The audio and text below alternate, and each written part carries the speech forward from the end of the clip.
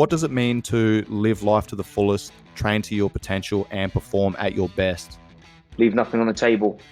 That's a non-negotiable, is that I strive to be better every day. Because if I'm not on top of my game, how is anybody else going to follow me down the road? Keep demanding more of yourself to live up to that potential and to stay hungry. Training is progress. When I look at the word training, I think of steps, baby steps to get somewhere that you want to be. And that is basically your life journey. It's a mindset in itself, man. It's not just about, I know that for you, a lot of that's about the physical, but we're constantly in training, whether it's growing our skill sets, whether it's growing our physical bodies, whether it's growing our relationships, whatever. And all of that's a training ground. And that kind of goes back to the mindset that we just talked about. You underestimate yourself and you don't even start.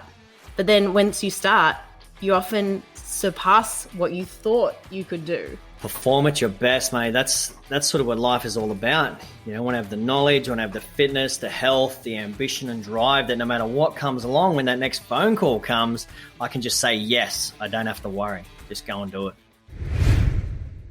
Hey guys, this episode is a little bit different. I recorded this about 6 to 7 weeks ago.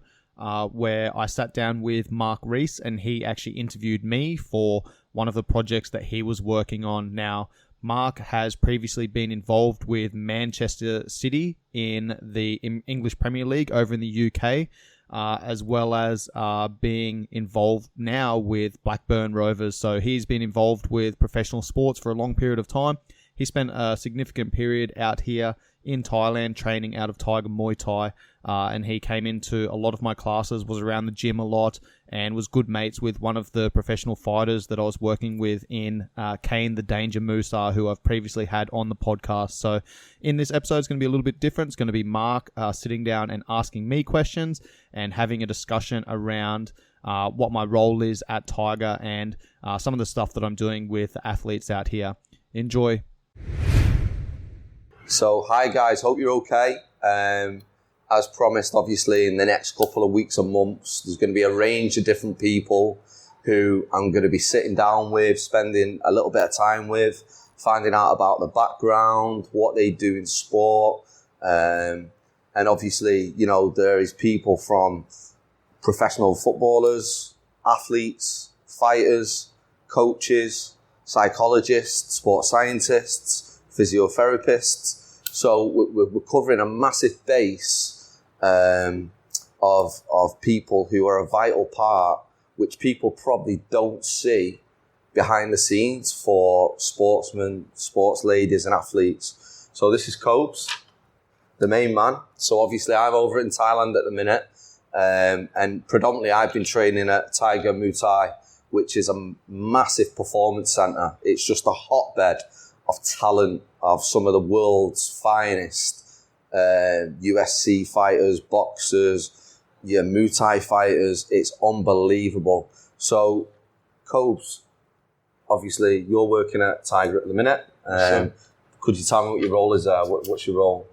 Yeah, so my role at Tiger Muay Thai is the head strength and conditioning coach. I run the fitness department, and I'm also building a performance institute for our sponsored fight team, so that we can give them a periodized plan to cover training, nutrition, recovery, so that they're in a healthy position all year round, so that when we do go into fight camp, we're in a position where we can actually put the pedal to the floor and get them, operating under duress, under high stress, whilst we're reducing calories, going through that weight cutting process, and getting them into a good position to be able to perform on the biggest stages across, multiple combat organizations across the globe.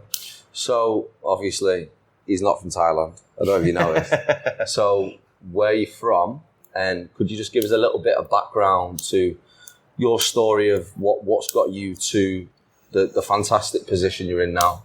Yeah. My name's Shaun Kober. I'm an Australian. I spent 6 years in the Australian Army. Once I discharged from the Army in 2012 after my last trip to Afghanistan, I did my personal training course and then transitioned, became a strength and conditioning coach. But the goal was always to work with professional athletes. 2013, I was traveling around the world with my now ex-girlfriend. We spent about 3 weeks in Thailand. A week of that was actually training at Tiger Muay Thai. Loved it here. Always said, this is a place I'd love to come back to. live and work, base myself for a period of 6 to 12 months.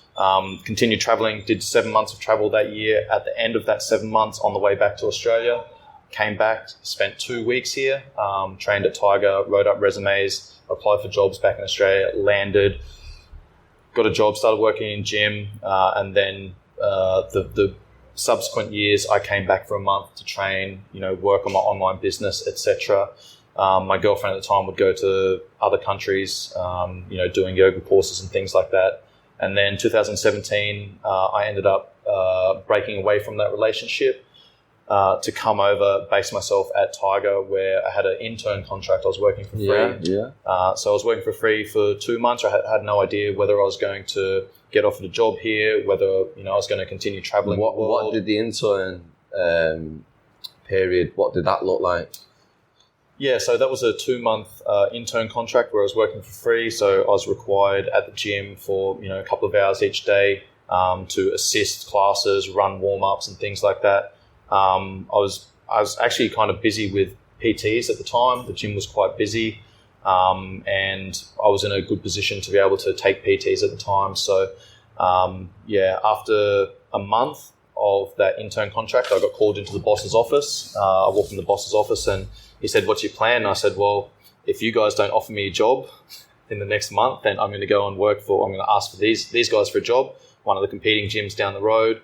If they don't give me a job, I'm going to go and ask these guys for a job. I want to live here. I want to base myself here. I love Thailand. I love the soy. I want to be involved here.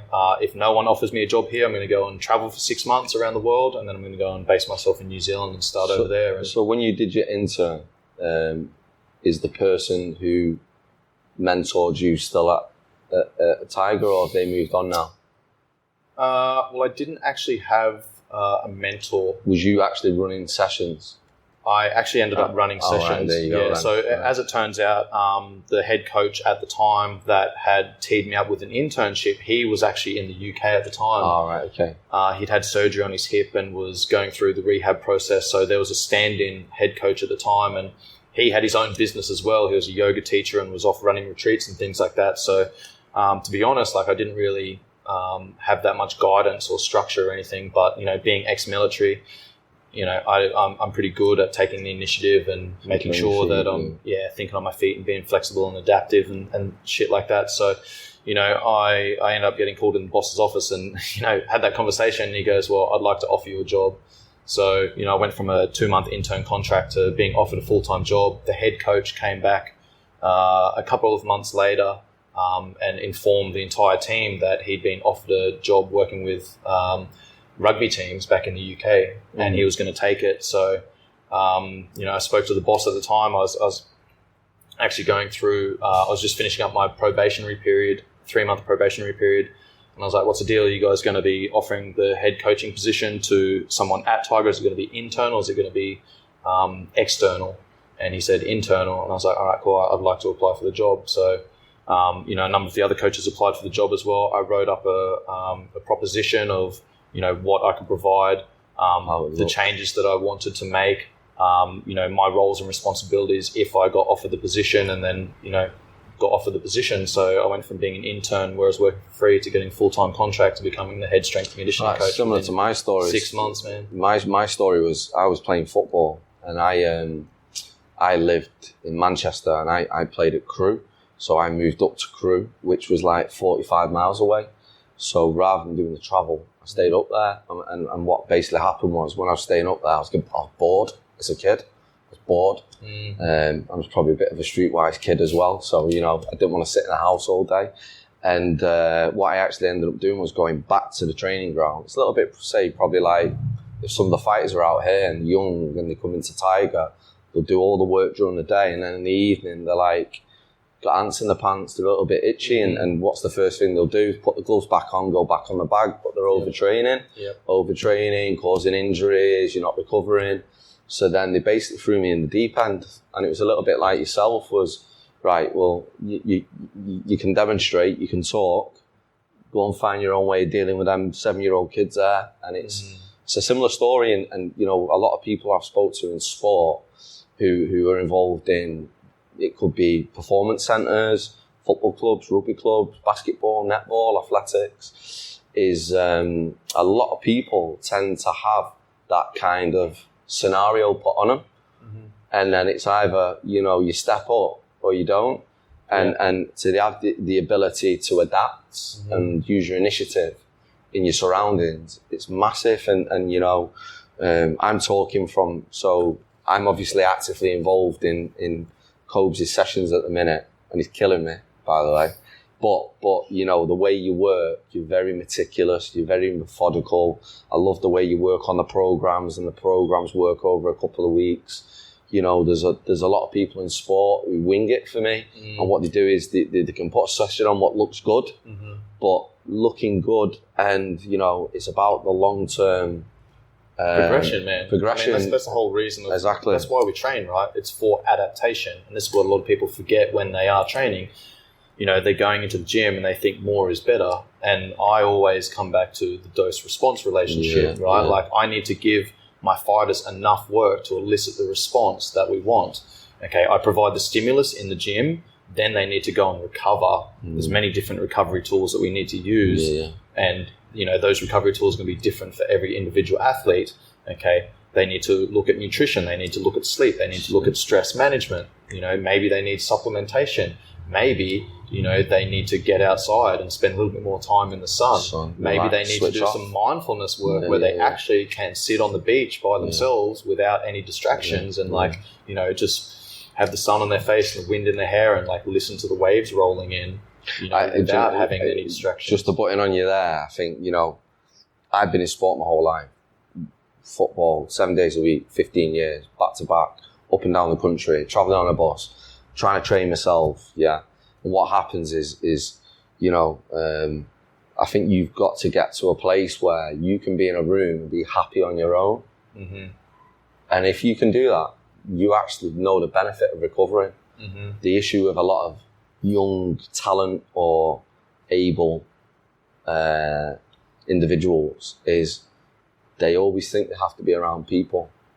If you're happy in your mind, you understand the benefit of recovering. The performance is going to be a lot more optimal. Exactly. Yeah, man. Just to go back to and tie into everything you just said there, going back to what I was saying about the dose-response relationship, right? Like, if I've got a headache, I know that if I've got a bad headache, I take 2 Panadeine Forte, right? I know that's going to get rid of my headache, right? I also know that if I take 10 Panadeine Forte, it's probably going to leave me in a pretty shitty position. Yeah, you're going to be out of your face. It's the same thing with training. Okay, training is good.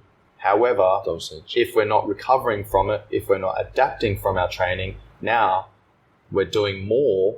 Okay, that dose-response relationship is not there. You're actually taking away from your ability to recover, adapt, then perform if you're not allowing that recovery and adaptation to take place. And this is where, again, tying in with what you're saying about being able to sit in a room alone with your own thoughts, man. So many athletes in particular are very sympathetic driven. So the autonomic nervous system is balanced between sympathetic state and the parasympathetic state. This environment that we live in puts us in the sympathetic state all the time. This is our stress response, right? So training is a stress, right? Now, stress is not necessarily a bad thing. People think stress is bad. We need to remove stress. We need to remove stress. That's incorrect. Stress is essential for adaptation, okay? But we want just enough stress for the brain to go, hey, we only just dealt with that. We didn't deal with that very good. How can I deal with that better? Now, for example, let's use a very simple analogy, right? When I'm training, I'm doing bodybuilding style work, I'm breaking the muscles down. Okay, now when I recover, I get my food in, focus on my sleep, my stress management, etc. My brain goes, hey, I've torn these muscles down. I need to build them bigger, stronger, faster, better so I can deal with that same stress next time. Okay, doesn't matter what the adaptation is, doesn't matter what the stimulus is, okay, that adaptation still needs to occur. If I go from bodybuilding to athletic performance to, footwork, skills, agility, quickness, center of gravity management, Muay Thai, boxing, MMA, wrestling, rap, whatever, there's going to be a specific adaptation to the stimulus that you've provided, and you're only going to get that adaptation once you've recovered and adapted, which is the whole point of training, right? I think the bits, everything you're talking about, no matter what sport you're in, these are the bits what people don't see. Yeah. So these are the bits where, you know, this is doing extra. Doing extra is recovering. You can be the highest performer in a cage, in a ring, on a pitch, in a pool, whatever it is. But you need to be the highest performer at recovering as well. Yep. Because if you are, you're always going to be at optimal. And a big thing for me, you know, with my background was, you know, I've learned a lot about the mind and where the mind can take you. And you know, from a negative to a positive, and how you build the mind. And how quickly it changes as well. Massively. And consistency, discipline, you know, you're knowing what's right and wrong, but not being, you know, being shot over the line of, well, I shouldn't be doing that, but I'm going to do it. You know, it's if you get that strength and that willpower as an individual to be able to be on your own and to go, my friends are going out to a great restaurant, they're going shopping to the mall. You know, I'll go and see, in England, big culture is, I'll go and see my friends in the pub. Yeah. Yep. Well, same as Australia, man. That time on your feet, that time which you're not putting the right nutrition in your body, the next day, it's marginal gains at the highest level. Now, Cobes, this is the next bit I'm going to get into is, obviously you're dealing with some of the biggest and the best world champion MMA fighters and fighters, you know, what walking the planet. Now, I've seen it in football. I always have to reference football because that's my industry and that's my bag. But I've also seen it in boxing. I've seen it in other sports which friends and people I've spoke with. And it's the marginal gains. It's the 1%, it's the 2%. And if there's an opportunity to get out 1% and 2% and you're not taking it, that could cost you a title, a championship, you know. Yeah. So the next question for me was, you know, who are you working with now? What type of people are you working with? You're obviously working with a range of people, which for me, do you know what? I've got so much respect for you because certain people come elitist. Like I only work with these guys. But do you know what? If you only work with these guys, you lose a little bit of this bit, which could be the bit of just talking to people and seeing people, just day-to-day people, you know, benefiting themselves and trying to better the life, the living, you know. On the other side, you've got people who are going toe-to-toe, the world's best be the world's best. Yeah, so, yeah, dude, like that's it's such a different dynamic. You know, training general population clients and training these professional athletes, world champions, you know, so I do train a number of, you know, high-level professional fighters across multiple combat sports organizations, UFC, One Championship, Bellator, to name a few. You know, some of these athletes, man, like I'm having to pull them back because, you know, as we said before, they're just wanting to go. They're just trying to train more and more and more. And like, I've been educating them more on the recovery side of things, and you know, I'm slowly getting through to them where they're making recovery in their own time more of a priority because now they're understanding when they walk into the gym and they're recovered, I can push them a little bit harder. When I can push them a little bit harder, then I provide a little bit more stimulus. They get more adaptation, right? So the more I can kind of put that recovery onto them, the more they understand that they need to focus on that, then we can train a little bit harder, giving them ownership. Exactly, man. Yeah. You know, so on the other side of the spectrum, sometimes when I'm working with general population clients, you know, it's the opposite. I'm trying to push them, you know, or I'm trying to manage their stress levels, you know, because stress is stress, man. It doesn't matter whether it's a training session. It doesn't matter whether, you know, you've got financial problems. It doesn't matter if your partner's had an affair or, you know, you've had a death in the family or whatever, man. Like stress is stress. Again, there's a dose-response relationship.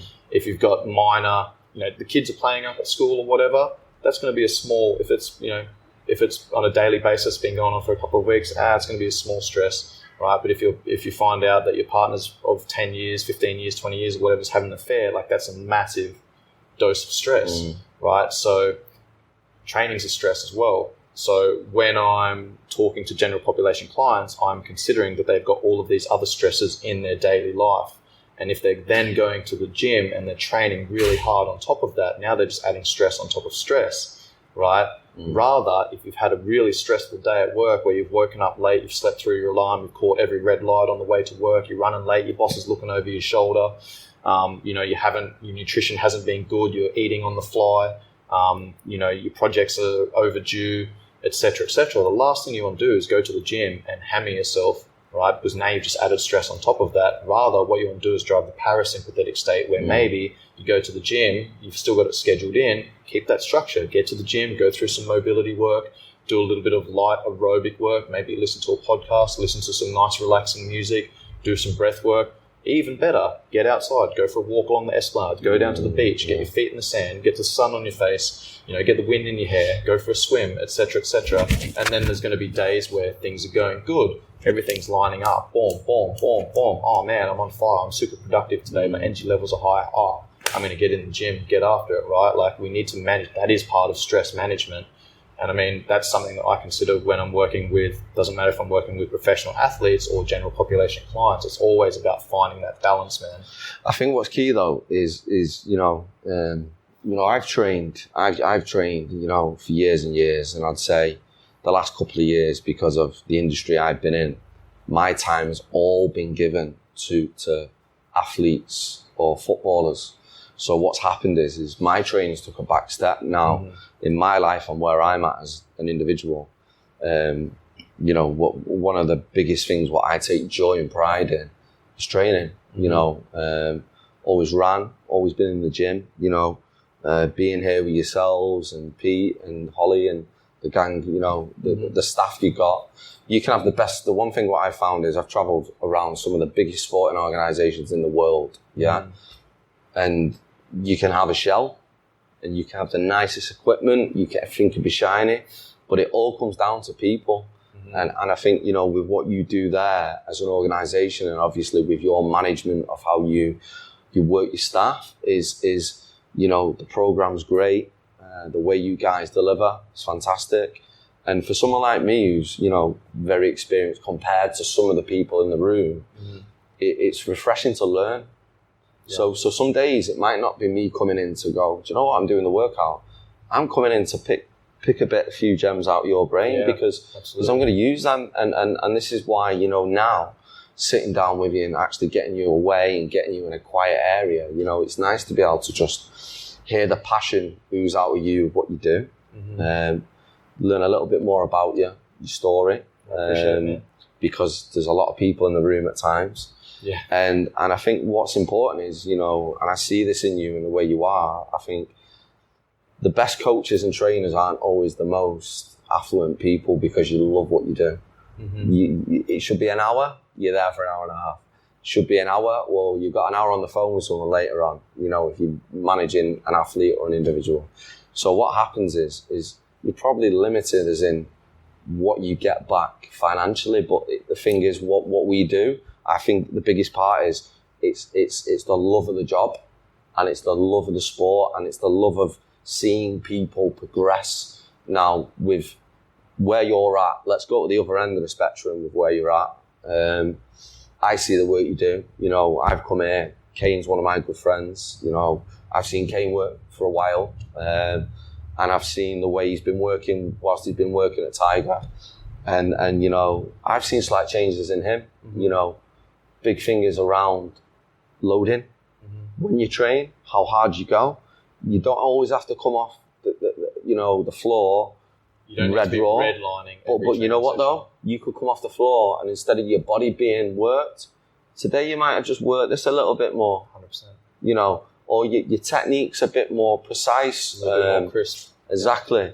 So, I think the way you're doing it, mate, your knowledge is unbelievable for what you do, but thank you, bro. Come on then, let's get to it. So, obviously, the main man is Peter Yan, yeah? Yeah. And tell us I think this story is amazing because I've got similar relationships with people which have been built on respect, and we've met through respecting what someone does.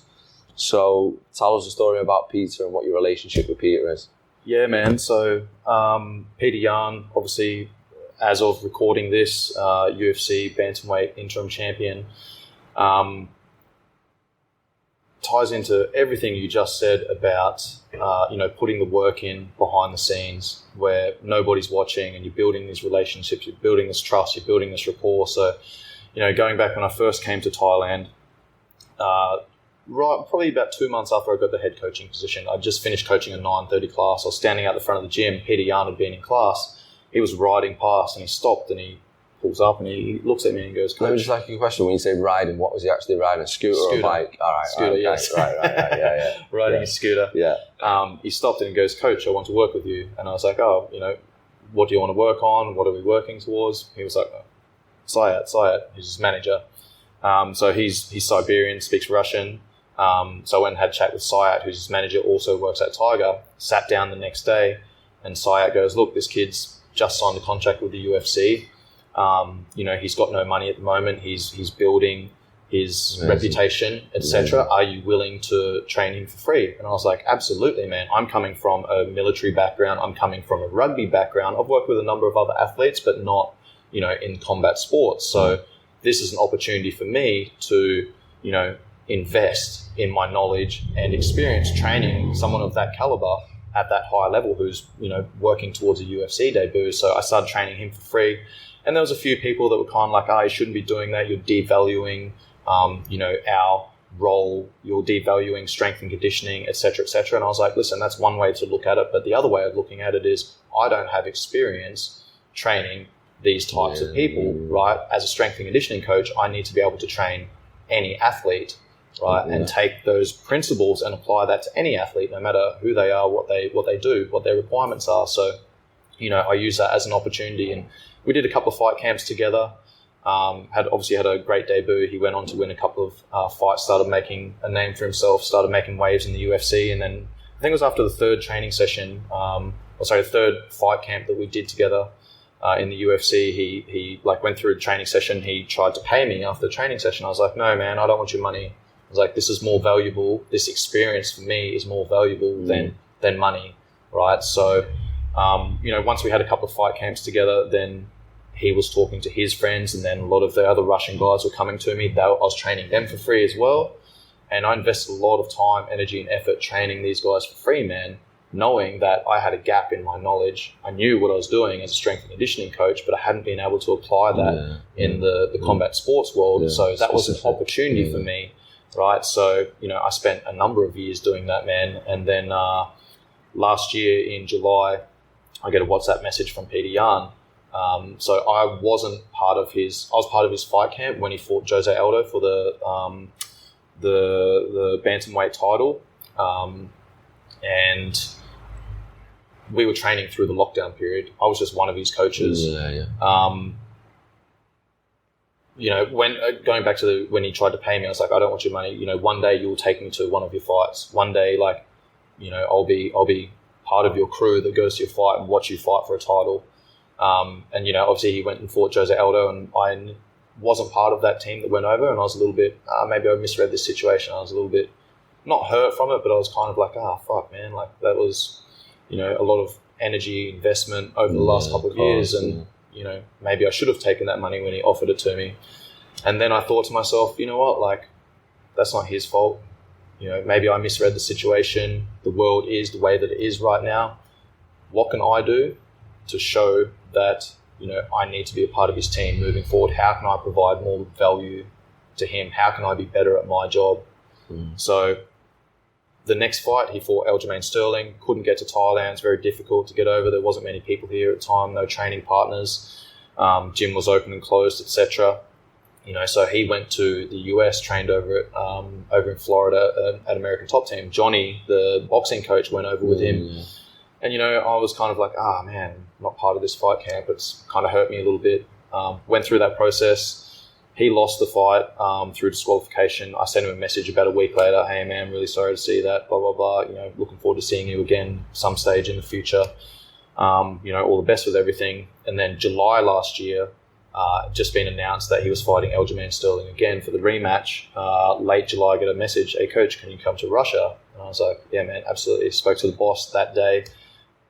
Peter Yarn wants me in Russia, going to be there for 2 months. I'll be representing Tiger Muay Thai, blah, blah, blah. So that was a massive what's the word, man? Like I was absolutely honoured and so extremely grateful for that opportunity. It's an accolade. It's an accolade to be. So, you know, it was kind of cool for him, for me to get that message of like, hey, you weren't part of the last fight camp. And I felt the difference. It's value. And then he went, I need you as part of this fight camp. And I was like, boom, so done the camp, and then what happened then? What do you mean? As in the fight. So you went to sorry, is this the fight coming up next? You've been to Russia. You went to Russia. So I went to Russia. So go on. So you went to Russia. And then the plan was to go to Russia, and then I was going to come back to Thailand, and then he invited me to go to Dubai with him. So I went to Dubai with him, his whole training team, his grappling coach, striking coach, training partners, etc. A week before the fight, I'm on the phone to one of my friends from the UK who was flying over, and she's like, where are you sitting in the crowd? And I'm like, I don't know, let me find out. Syat, his manager, just flown in. I was like, oh, hey, Syat, where am I sitting? And he goes, you're in the corner, man. I'm like, I'm in the corner. I'm like, what the hell? So, that was really cool, man. And dude, to be honest, I had imposter syndrome. I was like, what am I doing in the corner? Like, I'm his strength and conditioning coach. He's Russian. His striking coach is Russian. His grappling coach is Russian. His other cornerman's Russian. His training partners are Russian. Like, I speak English. What am I going to do? What am I providing in the corner? You know what's really important here, though, is like, you know, I've got relationships with people in England who, high-profile players, male and female. Now, I've known some of these people since they were 6. Now they are some of the biggest players in the world. They're playing at the highest level, you know.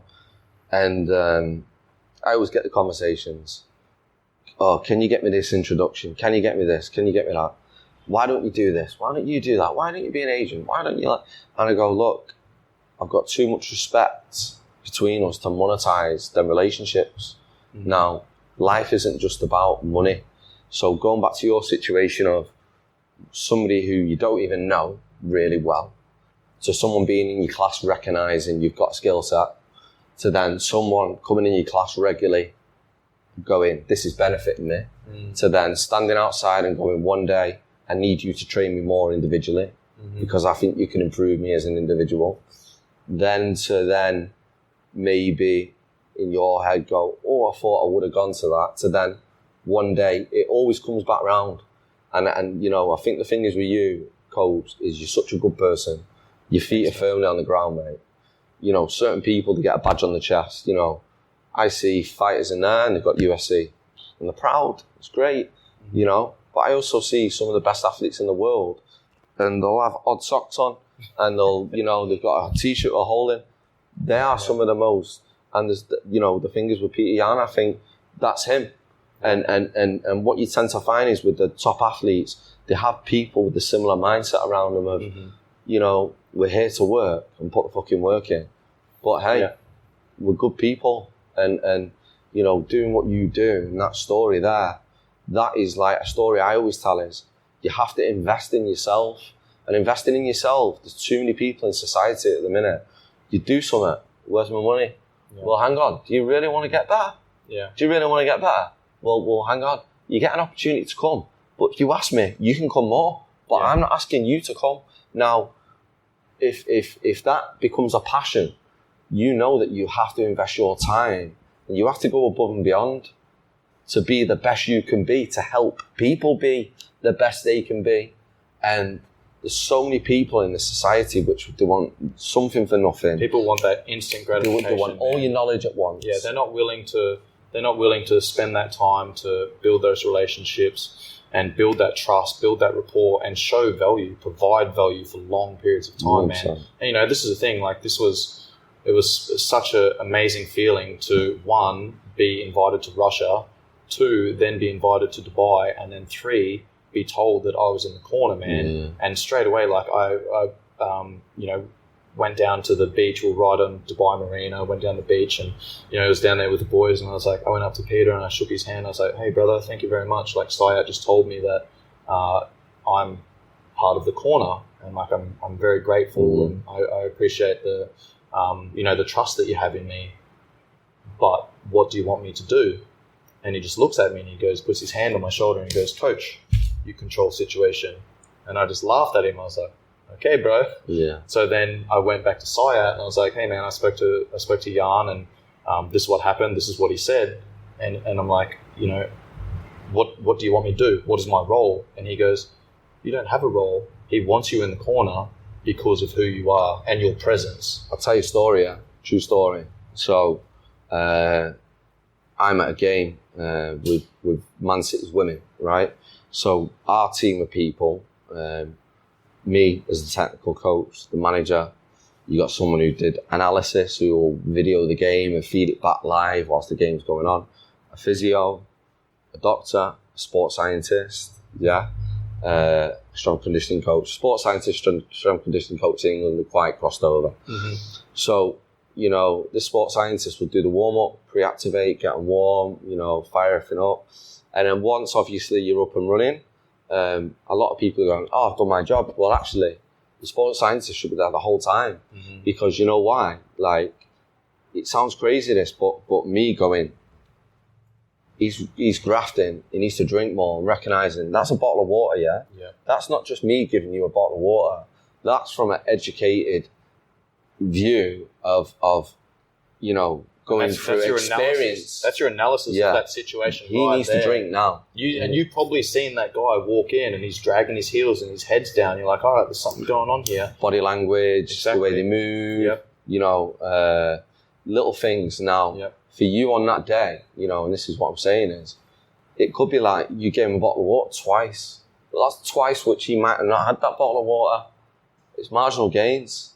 Do you know what I mean? Yeah. And you know, everybody has a value, and what you find is with people at the top, especially athletes, the circles are tight.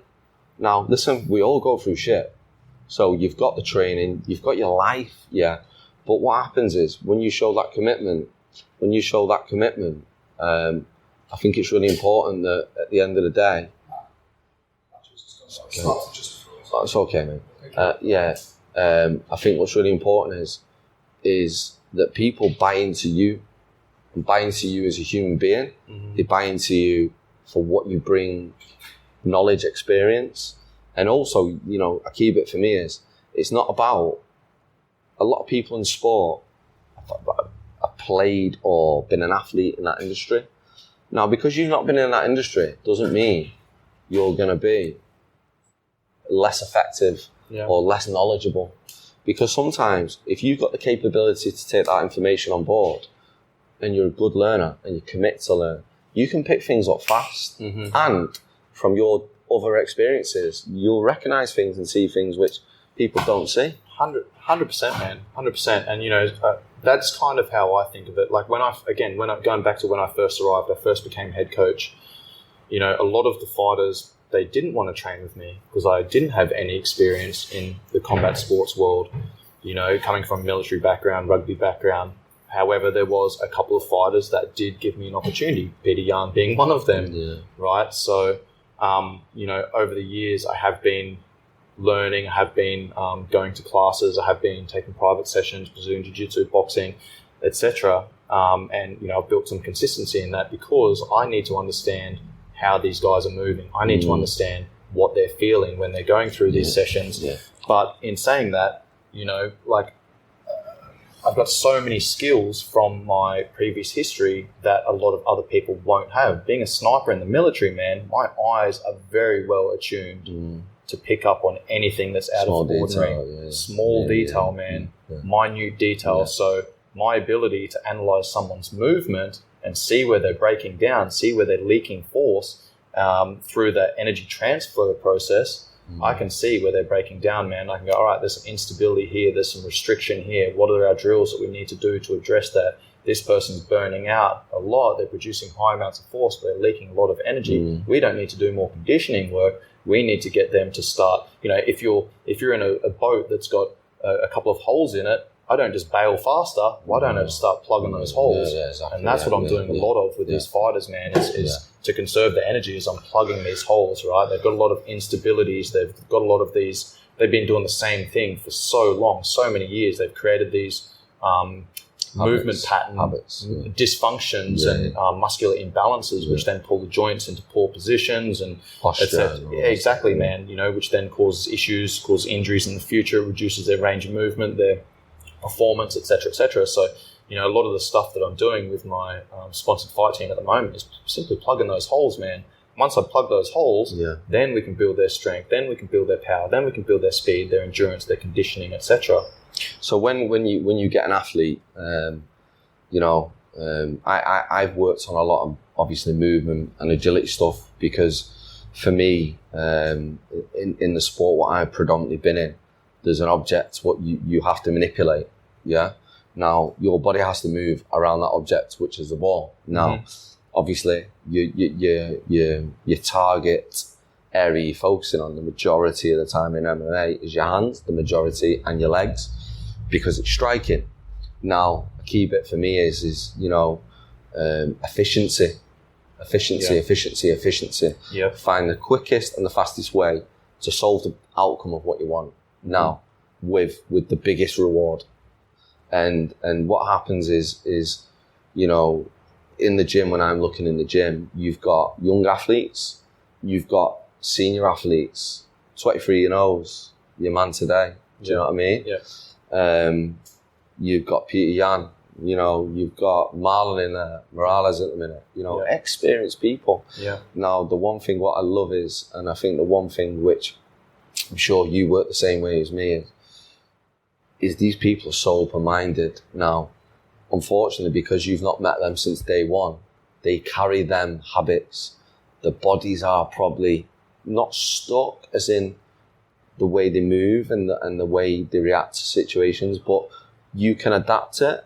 But it takes time and effort and belief, and I think the biggest thing is to gain that is respect. Yeah. And how you get that respect, how you conduct yourself, how you deliver, it's shit. It's key. How you word it, the timing of it. Is he in a good mood? Is he right? Has he got shit going on at home? Yeah. Has he just been told he's not in the UFC? 100%. You've got all these factors to take into place, and I think what you do really well in there is I see the way you use your energy, as in some days command. Yeah. Other days, whoa, slow down, relax, slow down, think. And I think that's a massive thing. That's delivery. It's reading the room, man. I mean, as a coach, there's so many cues that we're looking for, right? Everything I do is an assessment. How's my fighter walking into the room? How are they walking into the gym? What's their body language like? One of my girls this morning, I had my sponsored fight team this morning. Everyone was got in early, building that culture. The first time we ran, the first couple of weeks we ran the session, the guys were rocking in 5-10 minutes late, and I was listen, should be 10 minutes early. Yeah. I'm not getting paid to be here. I'm giving you guys my time for free. Yeah. You either respect that time, or I won't bother running these training sessions. Yeah. So I had to set the standard straight away, because if I allowed that to continue happening, then that's the standard that I was accepting, and no one's been late since. So anyway, everyone rocks up early this morning. Everyone's kind of mobilizing, doing their own thing, having conversation, catching up. One of the girls walks in, just walks past everyone, heads down, dragging her heels, and I was like, "Hey D, how you going?" Looks over, gives me a smile, sits down, starts doing her thing, and I walked over to her and just sat down next to her. I was like, "What's going on?" And she's like, "What do you mean?" I was like, "Don't fuck with me. I know there's something going on. I can tell by your body language. What's up? Get it off your chest." And she's like, "Oh, I had a fight coming up. Some people have made decisions about not fighting this person because they didn't think I was ready for it, and blah blah blah." And I was like, "Listen, do you really think that's the case? Do you think your coaches are conspiring against you and they don't think you're ready for that fight, or do you think your coaches have your best interests at heart and they're not necessarily protecting you, but this is your debut, right? They want to get off to a winning start, so maybe we'll give you a little bit longer to prepare, a little bit more time working with your strength and conditioning coach, working with your striking coaches or your grappling coaches, making the transition from karate to MMA, and we get a change of partner, a change of opponent, so that we can get you off to a winning start. Do you think that that's maybe why your coaches have made that decision? Oh, yeah, maybe. All right, cool. How long have you been sitting on this for? A couple of days. Has it affected your mood? Pretty badly, blah, blah, blah. All right, well, is that in your control? If there was a change of opponent, if that person's too experienced, if they've got a good record, blah, blah, blah, is any of that in your control? No. I was like, what's in your control? And she's like, this training session right now. I was like, all right, cool. Let's focus on that. Let's focus on this training session. Let's focus on 25th of February, making sure that you're in the best shape possible, mentally and physically going into this fight so that you can kick off your MMA career with a winning start, right? You've got all these things that you're giving energy and attention to that's outside of your influence, right? All you can do is focus your energy and attention on the things that are inside your influence. And if you're not focusing on those things, then you're wasting your energy unnecessarily, which is taking away from other things that you could be spending energy on. It is a true story. So when I was at City, we moved into this hundreds of millions of pounds, brand new, state of the art, best of the best training ground. And the players used to drive in, so you'd have big gates, massive car park, cars full of all different types of cars. Unbelievable, right? Bless the girls, because they're just getting the contracts. They're coming in on scooters, pedal bikes, but they're good girls, you know what I mean? But one thing what I used to do is, which is a little bit different, is obviously the fighters are coming in and they're already in their gear ready to train. Whereas where we was, they'd come in, they would have the breakfast there, they would get changed, you spend a lot more time there. It's the team environment, man. And also COVID and everything else now, which plays a massive part in sport. There's so many things what have changed, which are bonus for me, which are positives and negatives with it psychologically. But the bit was what I always used to do was 3 mornings a week, because I used to sit on reception. So they'll come in and they'd have to sign in. Now, me being me, obviously, you can't even understand me half the time anyway, because of my accent. But what I'm saying is like, I'd always try and have the crap with him, you know what I mean? Yeah. And you just get engaged, man. Yeah, straight away. Because if they're awake, you get a laugh back. Yeah. If there's something going on, you don't get a laugh. Yeah. And the other bit was, I always looked at their eyes. And your eyes, no matter, you can put makeup on, you can be wearing the brightest skin in the world. Yeah, only on Saturdays, all right. But what I'm saying is your eyes don't lie. Yeah. And I used to always make a beeline and go, come here. Yeah. You okay? Yeah. And I'll be talking, I'll be asking him. And that little thing, what I did all the time, was I could plan the session, but because they would have the breakfast, I'd walk back in and go, we might need to change this up a little bit today. Of course. As in intensity. Or you know what? Let's just let it be. Let's just let it get through today. Yeah. And I think that's so important, reading people before they turn. When the session starts at 9 till 10, they're an athlete 24/7, yeah? Yep. But the bit is, they're a human being as well. Yep. And, they're a human being first, mate. Some people don't have that limelight. Some people don't have that understanding because there's an accolade, there's a trophy, there's a title. It's a business, man. It's a business. And I think what's important is, it's a business, but then people won't want to work with you unless you've got that understanding and they've got that trust of, I've got your back. You have to be honest. You have to tell me the truth. Yeah. You have to tell me where you're at, respectfully, and it's about being constructive when we talk, constructive. There's nothing wrong with disagreeing or questioning, but it's about the long term now. The long term for a fighter could be 8 weeks. So you're not going to go head to toe on week 1 when you're starting camp. It's about the long term. And they could be bouncing around to you and going, I feel great. I could train again. I want to do more. Train again. I want to do more. But guess what? You've got tomorrow. Yeah. And guess what? You've got Wednesday, then Thursday, then Friday. Yeah. So do you know this level? You've got to maintain it. Yeah. That's something I always say, man. And it's a great point. Like I bring that exact point up all the time. Like on Monday, Tuesday, I'm feeling good. I want to do more, coach. I want to do more. Hey, you've got sparring this afternoon, or you've got wrestling this afternoon. You've got BJJ, whatever. Like, when do you drive your car until it's out of fuel? You don't. No. Right. Why would you do that with your body? Unless you can. Shout out to Kane. But yeah, man, absolutely. I think the human being first element has to be understood. It has to be respected, right? Like, because, if you want to get the most out of your athlete, you need to understand your athlete.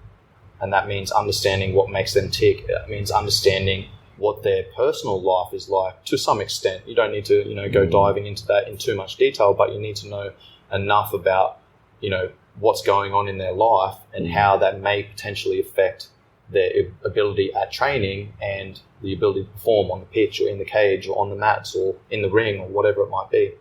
I've seen some people, in different sports, like it could be boxers, for instance, and they're training, they've got a fight coming up and they're going hard. And, they're driven on what they want to achieve. And obviously they want to win the next fight, whether it's a title or an opportunity to win a title.